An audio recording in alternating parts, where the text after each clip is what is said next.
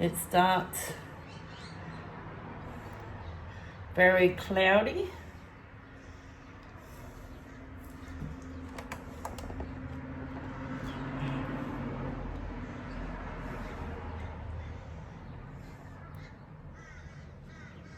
I think you can see it.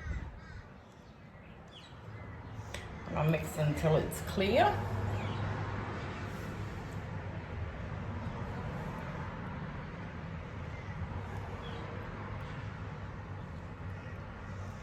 Sorry about the noise outside or the traffic going past.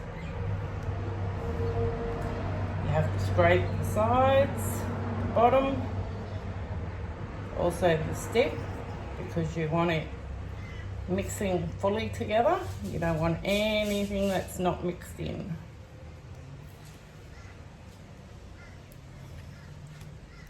I know it's exciting, isn't it? The life we lead.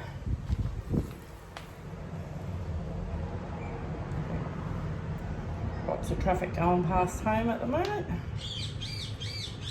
I'll scrape the sides again. Scrape the stick. Make sure we incorporate it all in.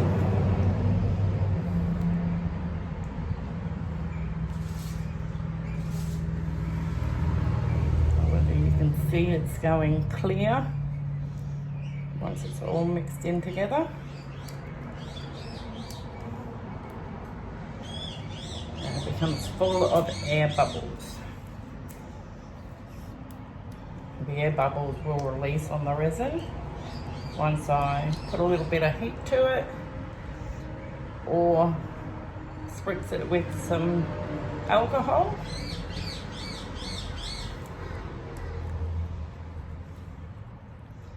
See if I can turn that so you can see it's all clear. It's not milky anymore.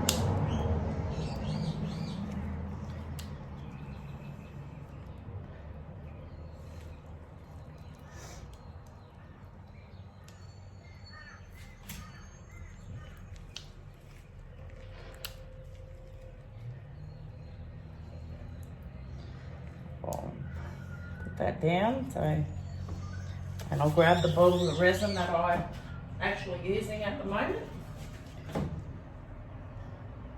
So it's epoxy and it's Pro Marine. So it's a new resin I'm trying at the moment, and at the moment I'm really impressed with it. So now I'll get there and I will put resin on 3 of these clocks that I've got here.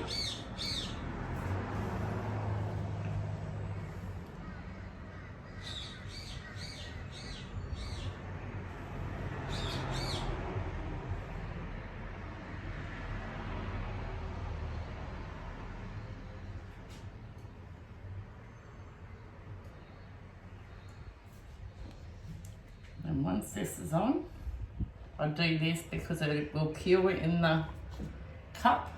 So I'll bring this one over. I stand them on old yogurt and dessert cups. So this is one of the ones I'm resining. And now I spread it around. Make sure I get all of the record. Make sure I get the sides. And I prefer doing this with my hands. You can use a stick, like you could use this to spread it around. I prefer using my hand because I can feel if I've missed a spot.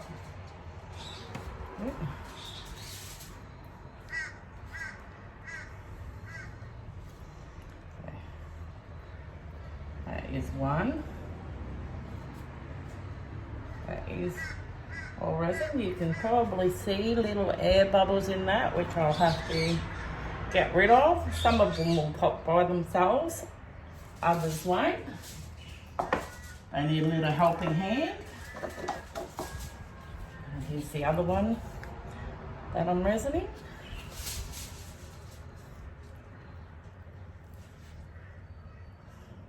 I'd like to be able to set my phone up above so you can see what happens to it once the resin goes on the paint, how much it brings it back to life, because once the paint dries it actually dulls and darkens, and then when you put the resin back on it brings all those colours back to life. I like to tilt it just so I know I can see if I've missed anything.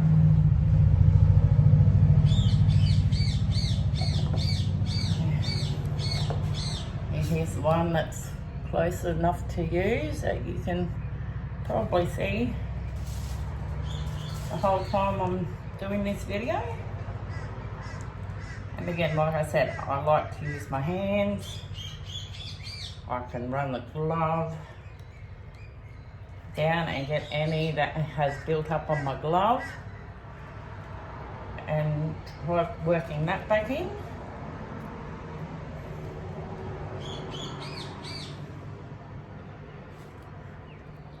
And we like to make sure we get every single bit. So, with the hand you can literally feel if you've missed any. Must be on a level surface and up off the finger. That's why I use those. I recycle my yogurt cups, my pudding cups, anything that I can reuse, I will reuse. So now we'll get anything that's left in there. It's self-leveling, so any excess I put on will flow off. You can probably see all the drips on the table.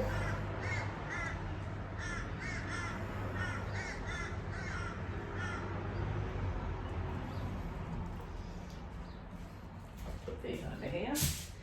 And I use 2 pairs of gloves, so when it's time to remove any, I'm not getting it on my skin. And because I'm not finished yet, I just don't want anything dripping on the ground or anything. I then grab a little skewer, go through and make sure there's no lumps that might be on there.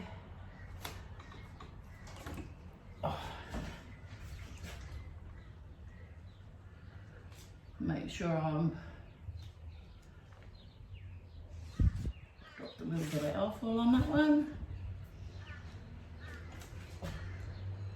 And I can see I've actually missed a couple of spots there, but that's alright. I then have to get down level with my table